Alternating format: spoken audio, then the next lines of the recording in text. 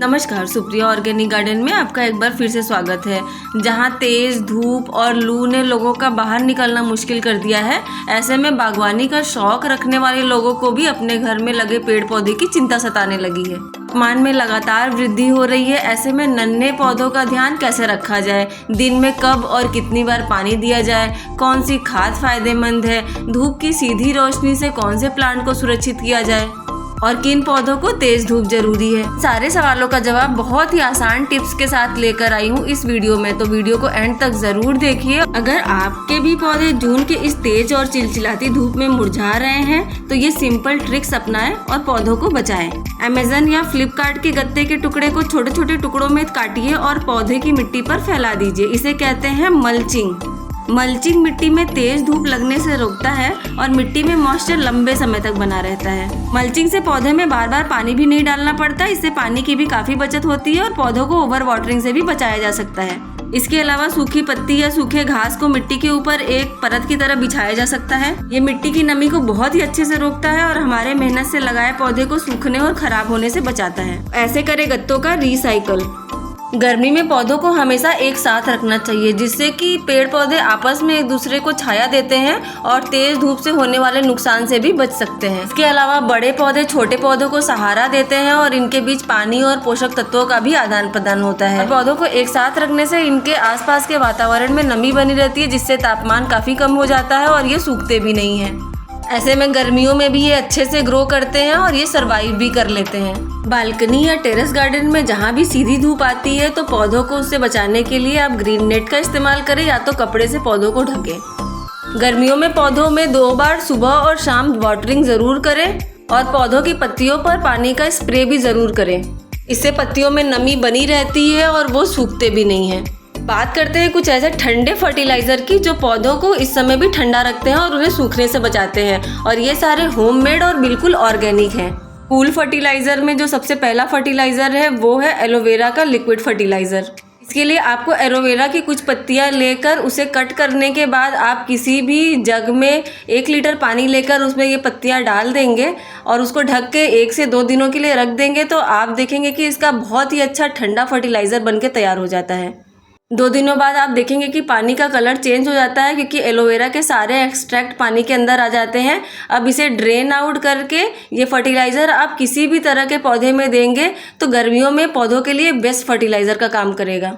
गर्मियों में हमें कोशिश करना चाहिए कि हमें लिक्विड फर्टिलाइज़र ही ज़्यादा इस्तेमाल करना चाहिए। अब चलिए मैं बताती हूँ आपको दूसरा होममेड फर्टिलाइज़र, जो है काऊ डंग मैन्योर का लिक्विड फर्टिलाइज़र।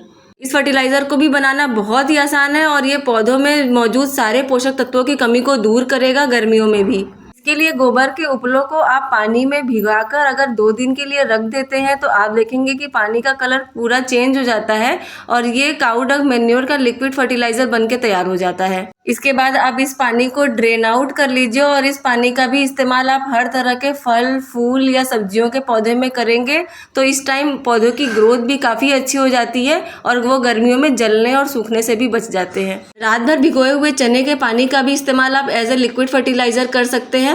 ये फर्टिलाइज़र भी न्यूट्रिएंट से भरपूर है पौधों के लिए। ये सारे लिक्विड फर्टिलाइजर जो मैं बता रही हूँ ये इंस्टेंट घर पे बनने वाला फर्टिलाइज़र है और इसमें आपको किसी तरह का खर्च भी नहीं करना पड़ेगा।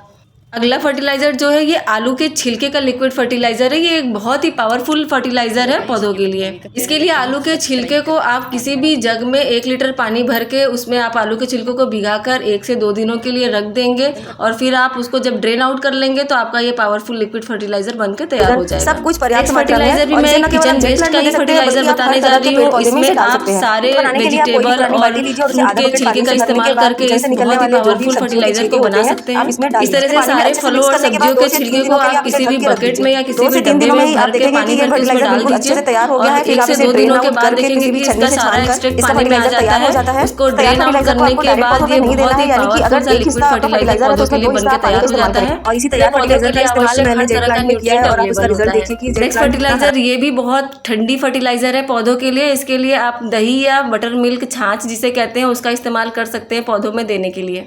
आपके पास अगर 1 लीटर छाछ है तो उसमें 1 लीटर पानी डाल के आप इसका इस्तेमाल पौधों में करिए। ये गर्मियों के लिए सबसे बेस्ट खाद है और ये पौधों को ठंडा और हरा भरा भी रखता है।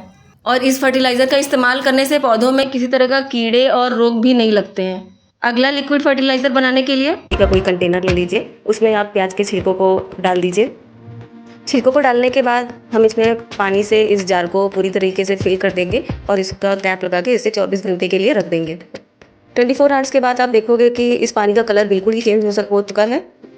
आप देखेंगे कि पानी का रंग भूरा हो चुका है, जो कि अनियन पील का जो फर्टिलाइज़र है उसका ही एक्सट्रैक्ट पानी में आ गया है और ये बहुत ही अच्छा लिक्विड फर्टिलाइज़र पौधों के लिए तैयार हो चुका है। अब आप इसे ड्रेन कर लेंगे, इसको पूरी तरीके से छान लेंगे। अब इस फर्टिलाइज़र में आप देखेंगे कि प्लांट के लिए जो भी ज़रूरी न्यूट्रिएंट, माइक्रो न्यूट्रिएंट, सल्फ़र और नाइट्रोजन, मिनरल्स सब कुछ पर्याप्त मात्रा में है। इस फर्टिलाइज़र को डायरेक्ट प्लांट पे यूज़ नहीं करेंगे, इसके लिए हम रेशियो 1:3 का रखते हैं। यानी कि अगर आपका 1 जग फर्टिलाइज़र बनता है तो उसका 3 हिस्सा हमें पानी डालना पड़ेगा। इस फर्टिलाइज़र का इस्तेमाल आप 15 दिन में एक बार या तो महीने में एक बार अपने पौधों पे ज़रूर करें। इससे आपके हर तरह के प्लांट की ग्रोथ बहुत ही अच्छी होगी और फल और फूल पर्याप्त मात्रा में भी आपको मिलेंगे। आशा करती हूँ कि वीडियो आपको पसंद आई हो। वीडियो पसंद आए तो इसे लाइक और चैनल को सब्सक्राइब ज़रूर करिए। इसी तरह के और भी इन्फॉर्मेटिव वीडियो के साथ मिलते हैं अगले वीडियो में। तब तक के लिए धन्यवाद।